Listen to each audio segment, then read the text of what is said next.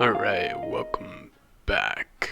I am finally back. I had a lot of things to do, so I got stuck with that, but I'm done for now, so I can come back to making these videos. So, last time we left off, we had a little character, and he was moving around. What happened was it was clipping around while I was moving the camera, so what I did was I removed the control, and it fixed that problem. So if I were to press play now, you have the camera actually moving very well. Okay, so we have the camera moving, the guy's moving. I did not change anything, even though the guy's shiny, which doesn't make sense, and he's a little slidey wide.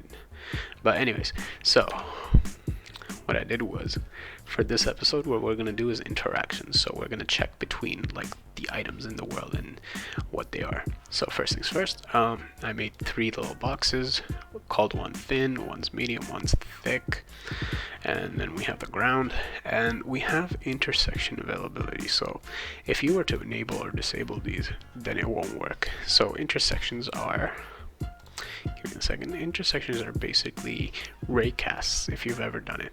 So there's a few raycast versions or intersection versions for Unigine, and we will be using most of them, but for now we're just going to use the simple one, which is the line intersection. Basically, you have a line from point A to point B. Any object that gets inside that line will be picked up, and that's what we're going to do for today. For the next few episodes, we're going to use that, and we're going to abuse the hell out of it. So how do we do this? Basically, let's go back to our main character. We're going to write, let's see, I'll just use the same, it doesn't matter. So let's use, we'll create code, a C# component. I'm just going to call it RAYCASTer for now. Once it's done, just add it to our main character, and now we have it as a raycaster. And let's just open it up. Now it's open. So what do we need? So for raycaster, we'll need a few things. We'll need point A, point B, and we'll need a world intersection, which is the connector between them. So first things first, let's write a private world intersection. I'm going to call it ray. Alright, then we're going to use 2 nodes. So in our case, we're going to be using the camera and the point that we had. And this will be a little easier than actually like finding it through the game. I'm just making it easy for myself, so if you don't want to do it this way, it's all good. But we're using 2 points that we already made, and the next thing we're going to do is private unigine.object, and I'm going to call this object.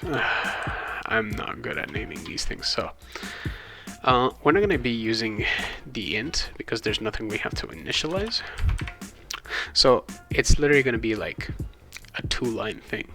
It's not going to be that hard. So object equals to world.getIntersection. So now we get the intersection or the line, and we have like about 17 different overloads that we have. So we're going to use one of them, which is going to be from point 1A to point B. So point A would be the point dot get world position, or world position. All right, then for point B, we're going to do camera, and then we're going to get its direction. We actually need the direction because we're not looking for the camera's position, we're looking for where the camera is looking at itself, and it's looking at the default direction, which is the view of the camera. We're going to do a times like 100, so it's like really far away, so we don't have any problems. Next, it's going to ask for a mask. Now if we were to go here, let it set for a second, let's click on, let's see, let's click on thick here, we have an intersection with a mask of 1. So if you know your bit sets, that's your mask, but for now let's just leave it as 1 because we're not doing anything specific. So I'm just gonna copy it, and it's 1. And then the last thing it's asking for is a world intersection, which is ray. And then click, and now object is the object that we just caught. So now if object, so if it exists, because if it doesn't capture anything, it's going to be defaulted to nothing, which basically saves us some space. But let's say if it did capture it, we can do something with it. So now here's your main line of code that you can write. Let's say you wanted to delete it if you pressed X or something, or like pressed E to pick it up. But for now, what we're going to do is just a simple check if it works type thing. So we're going to do a log.message, and I'm going to do a simple name, this /n 0. This is the naming convention of Unigine. This means just the variable, the argument number 0. So over here, argument number 0 is obj.name, and I think that's all. So we literally have everything written over here. Let's give it a second. So now we're here. We have 2 nodes that we want to point. First is the following object, and then the second one is the main camera that we're following from. And let's save and run it. So now we have it saved and run. As you can see, we just grazed thick, and it's detecting thick as the object that we caught. Then if we touch nothing, i.e. this guy is too far away, so nothing, and then we touch thin, there's a specific threshold that it discovers / does not. We're gonna have to find the proper amount, but for so far it's detecting the ground, it's detecting medium, detecting thin, and it's detecting thick. So we're pretty good. Now let's say we didn't want to detect ground. We have 2 ways: either we disable it or change the intersection mask. So let's just disable this, and for medium let's change its mask to like 3. That's good enough. Alright, let's try it out.